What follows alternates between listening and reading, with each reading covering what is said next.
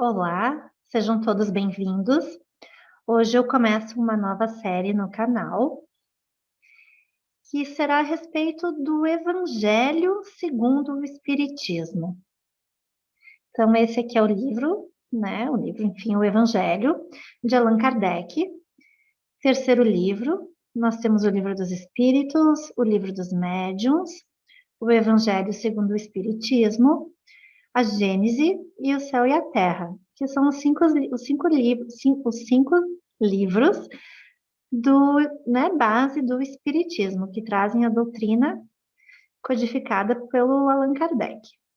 Essa é uma versão mais nova, recomendo bastante. Foi feita por Cláudio Damasceno Ferreira Júnior e ela traz um linguajar muito mais acessível. Então, é bem interessante. Então, uma das partes do Evangelho que ele traz é o ponto de vista. Mas o que seria esse ponto de vista, né? Quando se acredita na vida futura, tem-se a certeza de que a vida continua após a morte. Esta certeza acarreta mudanças na moralização do homem, uma vez que muda o ponto de vista sobre como conduzir a vida na Terra. Olha que interessante. Quando se acredita nessa vida futura, que a vida é uma continuação, nós acabamos mudando a maneira, né? Ou, teoricamente, se entende que se deveria mudar a maneira como se conduz a vida aqui na Terra. E essa mudança deveria, então, ser agregada da moralização do homem. E essa nova perspectiva que o Espiritismo traz, ela é muito interessante. Por quê? Bom, primeiro, porque se eu entendo que a vida é uma sequência, eu vou fazer o quê? Eu vou receber as adversidades da vida com mais tolerância, resultando assim em mais calma de espírito e suavizando as amarguras terrenas.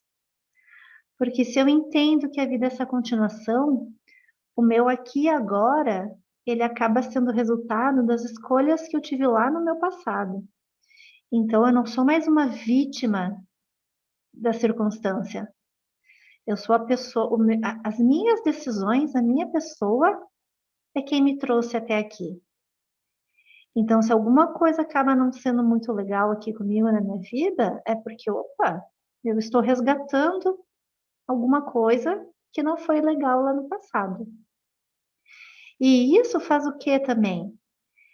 Essas mudanças, então, ela vai trazer essa mudança para mim, porque eu tomando consciência disso, né? Eu tendo este meu senso interno, essa consciência daquilo que é correto ou não, eu acabo mudando as minhas atitudes.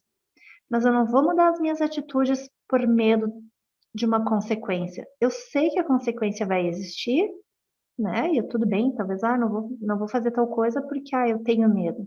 Beleza, mas essa não é uma mudança de raiz, não é uma mudança radical que venha lá do teu ser. É uma mudança por medo. E aí, não que não seja bom, né? O medo pode me evitar de muitas coisas, né? Por medo, eu posso não fazer muitas coisas que não deveria. Mas o Espiritismo entende que a mudança, né, que a pessoa tem, ela deve ser uma mudança radical, no sentido de ser uma mudança de raiz, de a gente trazer essa consciência de que existem, né, de que é um caminho grande que a gente tem aí para trilhar, e a gente, consciente disso, com sabedoria, fazer as melhores escolhas para a nossa vida. Quando o homem não tem certeza da vida futura, todo o seu pensamento concentra-se na vida terrena e só nas coisas que são aqui da terra. Acaba por ficar enredado nos prazeres terrenos de uma forma densa. Os prazeres da vida, eles devem ser vividos de forma única, claro, entendendo que estar aqui encarnado neste planeta é uma experiência divina que o Criador nos proporcionou. Então, tudo que é da Terra é ruim? Claro que não. Existem muitas coisas lindas aqui nesse mundo. Essa, nós estamos neste mundo material num mundo de materialidade, e nós devemos aproveitar essa materialidade, né? Deus, o princípio de primeiro, a inteligência, primeiro princípio inteligente de todas as coisas, ele colocou nós aqui nesse mundo para experimentarmos muitas coisas. E é um mundo feito por Deus, então não é uma coisa ruim. A gente precisa aproveitar, saber aproveitar dos prazeres que a vida terrena nos dá. Mas com consciência de que não existe só o aqui e agora, de que existe todo um caminho a ser percorrido. Então eu consigo me envolver com as coisas terrenas de uma maneira consciente, de uma maneira boa, de uma maneira própria e não excessiva. Mas então, nós devemos ter o cuidado de não pensar apenas na vida futura, nem tanto ao céu, nem tanto à terra. Porque se eu fico só pensando, então não vale a pena eu investir nas coisas aqui, não importa se eu não tenho um trabalho, porque está tudo certo, eu só tenho que pensar na vida futura. Não, também não é assim. Não é nem um excesso de um lado e nem todo o excesso do outro. Nós vivemos no mundo material que exige de nós certas responsabilidades, mas como eu disse, sempre com consciência. Vivemos em um mundo material e essa matéria é condição importante para o nosso desenvolvimento. Inclusive, o Evangelho, ele coloca para nós de que a gente precisa desta materialidade para evoluir. De acordo com o Evangelho, o homem, de maneira instintiva, ele procura sempre o seu bem-estar. E ele busca arrumá-lo, arrumar o lugar onde ele está da melhor maneira possível. E é assim que evoluímos. É o princípio de evoluir a inteligência e a moral. Como que eu vou melhorar em alguma coisa se eu não tenho nunca um desafio, alguma coisa que me force a ser melhor, que me faça sair da zona de conforto? Então, a materialidade do mundo, ela é importante, ela merece, ela deve ser vivida. O que o Espiritismo traz é para a gente cuidar com o excesso dessa questão densa da Terra, porque nós temos ainda um caminho longo pela frente. Inclusive, existe a lei da conservação e a lei do progresso, descrita no Livro dos Espíritos. A lei da conservação, na pergunta 704, nos coloca: Deus não poderia dar ao homem a necessidade, de viver, teria que arrumar ali, né? De viver sem lhe dar os meios. Por isso faz a terra produzir para fornecer o necessário a todos os seus habitantes, porque só o necessário é útil. O supérfluo não é jamais. E aí eu faço um questionamento meu. O que é o supérfluo? Como que nós definimos o supérfluo? E aí vem de novo aquelas questões. Será que não existe comida para todos no mundo? Existe. Mas infelizmente, a ganância do homem não permite a divisão justa da comida e de todas as outras coisas. Como que nós definimos o que é supérfluo para alguém, para uma pessoa e para outra? Para mim, uma coisa pode ser supérflua, para outra pode não ser. Então, de novo, é um exame de consciência de cada um e refletir sobre essas questões. A lei do progresso. O homem se desenvolve ele mesmo naturalmente, mas nem todos progridem ao mesmo tempo e da mesma forma. É então que os mais avançados ajudam o progresso dos outros, pelo contato social. Então, o Espiritismo, ele explica o porquê de tantas diferenças aqui na Terra. Porque, convenhamos, se nós só tivéssemos uma vida, seria muito injusto esperar de um Deus tão, né? Se Deus é bom, seria muito injusto que ele nos desse apenas uma vida com tantas diferenças. Porque um é o rei e o outro é o plebeu. Porque um tem tanta saúde, tantas coisas boas nessa vida, e uma outra pessoa tem doença, tem briga, nasceu numa condição mais miserável. Então, essa continuidade da vida explica todas essas diferenças na Terra. E o Livro dos Espíritos, na sua pergunta 779, coloca que o homem ele se desenvolve, então, naturalmente, mas nem todos progridem da mesma maneira. É por isso que aquele exercício de voltar a si mesmo e de criar esse senso interno daquilo que é bom, daquilo que faz bem para você, daquilo que não faz, daquilo que seria certo, ele não acontece de maneira natural para todo mundo. Ele acontece, aliás, desculpa, ele acontece naturalmente, mas cada um tem o seu ritmo de aprendizado. Numa sala de aula, a gente sabe que o professor pode dar o mesmo conteúdo, mas nem todo mundo aprende da mesma maneira.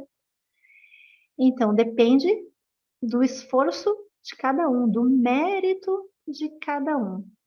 E aqueles que se avançaram, eles vão ajudar, sim, no progresso dos outros. Olha que lindo. E na pergunta 780, nós temos, então, o progresso intelectual versus o progresso moral explicado.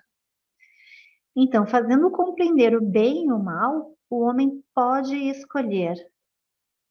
O desenvolvimento do livre-arbítrio segue o desenvolvimento da inteligência e aumenta a responsabilidade dos atos.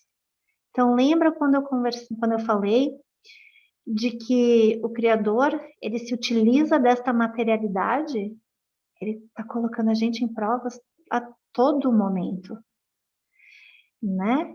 E a gente, então, quanto mais a gente desenvolve a nossa inteligência, mais a gente vai tendo acesso aos conhecimentos, vai fazendo as relações e a gente vai poder então desenvolver melhor o nosso livre-arbítrio. Porque se eu não sei aquilo que é certo e o que é errado, como que eu vou decidir o que é certo e o que é errado? Se eu não tenho esse conhecimento. Então, primeiro eu desenvolvo a minha inteligência para depois desenvolver a minha moral. E quanto mais conhecimento eu tenho, mais aumenta a responsabilidade dos meus atos. Olha que incrível isso, não é? E a civilização? A civilização, então, ela é boa ou é ruim? Tudo isso que existe ao nosso redor. É racional, então, condenar essa civilização? Não. O que os espíritos nos trazem? Condenai antes aqueles que abusam dela e não a obra de Deus. Então, a civilização é obra de Deus, mas nem todo mundo usa da mesma maneira. Por exemplo, uma faca é boa, uma faca é ruim? Não. Depende do uso que eu faço dela. A internet é boa, é ruim? Não. A internet é a internet, simplesmente. A civilização é a civilização. O que eu vou fazer na internet, se eu vou espalhar mensagens de amor, se eu vou espalhar mensagens de ódio, isso depende do livre-arbítrio de cada um. Mas a internet é só internet, a faca é só uma faca, a civilização é só uma civilização, é só uma obra de Deus. O que os homens fazem da sua criação, aí é responsabilidade de cada um. Devemos, então, trabalhar por necessidade, gosto e dever. Assim se realizam os planos de Deus. Deus não espera que a gente fique sentadinho num campo elíseo, que nem os anjinhos tocando harpa. Não, existe muito trabalho a ser feito. E a gente precisa trabalhar por necessidade, porque através do trabalho nós também nos elaboramos. Devemos sim gostar do trabalho, dessa responsabilidade, desse comprometimento, e nós trabalhamos sim, porque é nosso dever. Nós devemos trabalhar em prol da nossa evolução e da evolução, lembra quando a gente falou antes? Da evolução dos que não estão tão rápidos quanto nós. Então, o trabalho, ele pode acontecer não só lá no teu escritório, das 9 às 5, horário comercial, lá na fábrica, não. O trabalho a que ele se refere é a todo momento. É o trabalho, sim, material, que dá o nosso dinheiro, que dá o nosso sustento para esse mundo material em que a gente vive, mas nas nossas relações, nas nossas amizades, é um trabalho sobre o nosso ser interno, é muito trabalho. E ele deve ser feito com necessidade, gosto e dever. E aí, de novo, há uma diferença muito grande entre entender os desígnios da vida e se deixar levar. Então, eu não vou mais fazer nada porque eu sei que eu vou ter outra vida. Como assim? E a tua responsa? E a tua responsabilidade de aproveitar essa passagem aqui na Terra, de aproveitar essa encarnação? Vai deixar passar? Vai esperar ter que vir de novo? Vai ficar atrasado? Não. Então, não existe essa de se deixar levar. A gente pode entender que a vida traz para nós algumas situações difíceis, mas o como nós vamos lidar com essa situação é inteiramente nosso. E nós precisamos arregaçar as mangas e fazer valer. O Espiritismo, ele amplia o pensamento do homem ao mostrar estes novos horizontes. Mostra que a vida é apenas uma parte do todo.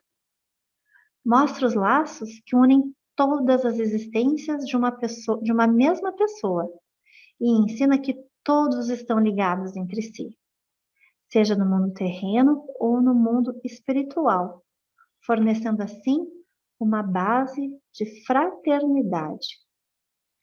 Se eu entendo que a minha vida ela continua, que tudo que eu faço hoje ecoa pela eternidade, se tudo aquilo que eu fiz ontem reverbera na minha vida de agora, eu entendo então que eu não estou sozinha nessa caminhada, que as pessoas que estão ao meu redor fazem parte, que o bem que eu faço ao meu próximo vai ter uma consequência. O mal que eu faço para o meu próximo também vai ter consequência. O bem que eu deixo de praticar também vai ter consequência. Então, estamos todos interligados, somos todos irmãos, fazemos todos parte do desenho de uma mesma mandala cósmica. Então, querido ouvinte, lhe convido a fazer esse exercício de reflexão, de enxergar a sua vida como um fluxo contínuo e a tornar, e a cada dia, quando acordar, enxergar esse dia como um desafio de como você pode se tornar melhor. Gratidão, que assim seja.